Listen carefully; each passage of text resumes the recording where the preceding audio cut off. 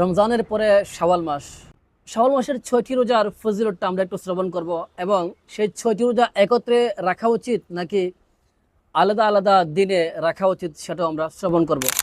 আমার নবী সাল্লাল্লাহু আলাইহি ওয়াসাল্লাম ইরশাদ করেন, যে ব্যক্তি রমজানের পরে শাওয়াল মাসের 6টি রোজা রাখলো সে যেন তার মায়ের গর্ভ থেকে আজই জন্ম নিল, অর্থাৎ সে গুনাহ থেকে পবিত্র হয়ে গেল।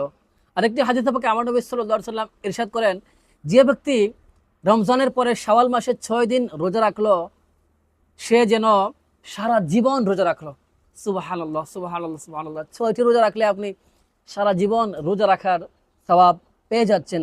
এত সহজ নেকি এবং এত বিশাল নেকির সওয়াব।